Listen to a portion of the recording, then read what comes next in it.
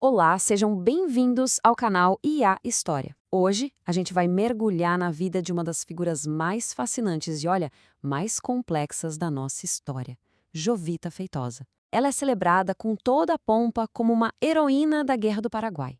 Só que a história oficial, aquela que colocou o nome dela lá no Panteão da Pátria, esconde uma verdade muito, mas muito mais trágica e que diz muito sobre o Brasil do século XIX. Pois é, de um lado, a gente tem um mito, Jovita guerreira, que teria morrido em combate, uma verdadeira mártir pela pátria. Do outro, a realidade, documentada por historiadores. O fim dela foi solitário, com uma punhalada no coração, com apenas 19 anos de idade. A pergunta é, como é que uma diferença tão brutal entre a história e o que de fato aconteceu pôde durar mais de um século? É exatamente isso que a gente vai desvendar agora. Para começar, vamos entender o tamanho e a força dessa lenda. Jovita Feitosa foi praticamente construída no imaginário popular como a nossa Joana d'Arc brasileira. Pensa bem, uma jovem super destemida que peitou tudo e todos para lutar pelo país. É uma imagem poderosa, né? Super inspiradora. E como a gente vai ver, muito conveniente também. E para a gente ter uma ideia de como essa lenda é forte, foi só em 2017 que o nome dela foi oficialmente gravado lá no Panteão da Pátria, ao lado de outros grandes heróis nacionais. Isso mostra o poder que o mito tem, mesmo que ele esconda, talvez, a parte mais importante da história toda. Ok, agora vamos voltar lá pro comecinho de tudo. Estamos em 1865. Jovita tem só 17 anos e ela toma uma decisão que vai mudar a vida dela para sempre.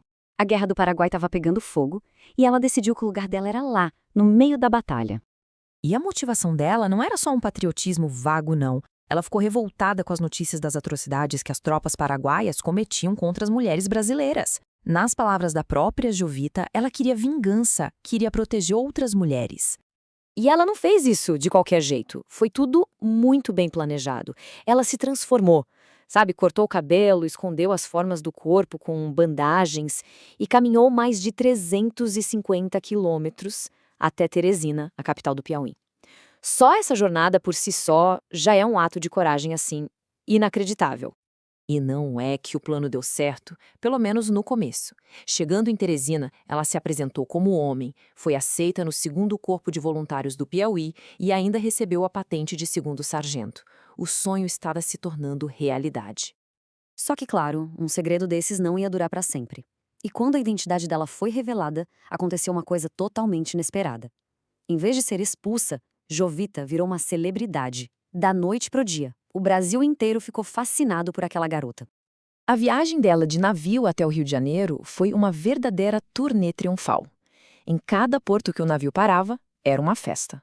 Homenagens, jantares com os presidentes de província, ela tinha se tornado o rosto do esforço de guerra do Brasil. A imprensa, então, nem se fala. Transformou ela num fenômeno. A imagem de Jovita foi usada como propaganda, sabe? Era uma forma de envergonhar e, ao mesmo tempo, encorajar os homens a se alistarem. O raciocínio era, poxa, se uma garota de 17 anos tem essa coragem toda, que desculpa você tem? Jovita virou um símbolo poderosíssimo. Mas ao chegar na capital do Império, no Rio de Janeiro, que era o centro do poder, a maré virou.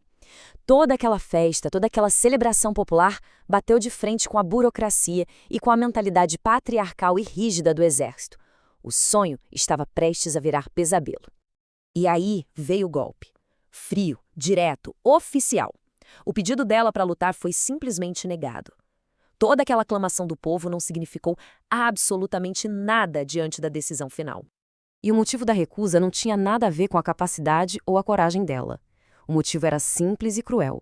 Ela era mulher. A lei não permitia mulheres em combate. E não iam abrir uma exceção. Nem mesmo para a maior heroína do momento. Ainda ofereceram para ela um tipo de prêmio de consolação. Ela podia servir como enfermeira, um papel que eles consideravam adequado para uma mulher.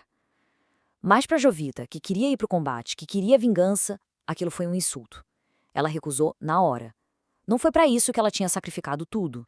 E é aqui que a história toma o seu rumo mais sombrio. A voluntária da pátria, agora rejeitada por essa mesma pátria que ela tanto queria servir, começou a se transformar na voluntária da morte, uma expressão forte usada pelo historiador José Murilo de Carvalho. A queda foi rápida, foi brutal. Em menos de 2 anos, aquela heroína nacional, aclamada por multidões, estava completamente sozinha, desiludida e sem nenhuma esperança na capital do império. E não foi uma coisa só que a derrubou. Foi o peso acumulado de várias rejeições. O exército a descartou, o pai e o tio a abandonaram. A mesma sociedade que a aplaudiu, agora a ignorava. E para completar, uma desilusão amorosa com o engenheiro inglês parece ter sido o golpe final. Num bilhete encontrado ao lado do corpo dela, ela escreveu essas palavras. É o testamento de uma jovem que, depois de ter sido o centro das atenções de uma nação inteira, morreu sentindo que ninguém no mundo poderia entender a sua dor. Então, vamos lá. Por que a nossa memória coletiva escolheu apagar esse final tão trágico e substituir por uma morte heróica em batalha? A resposta, na verdade, revela muito sobre como uma nação constrói os seus heróis. A pergunta que não quer calar é essa: por quê? Por que era tão importante para a história que seria contada que Jovita morresse no Paraguai e não no Rio de Janeiro? A verdade é que a história real era feia. Era inconveniente. Ela expunha o preconceito, a hipocrisia, o fracasso das instituições em acolher uma das suas cidadãs mais patriotas. Era muito mais fácil para a narrativa nacional ter uma mártir que morreu em combate do que uma vítima do próprio sistema que ela queria defender. O mito era mais limpo, mais simples, mais glorioso. O historiador José Murilo de Carvalho, no livro dele Jovita Alves Feitosa, Voluntária da Pátria, Voluntária da Morte, a define como uma mulher polissêmica. O que isso quer dizer?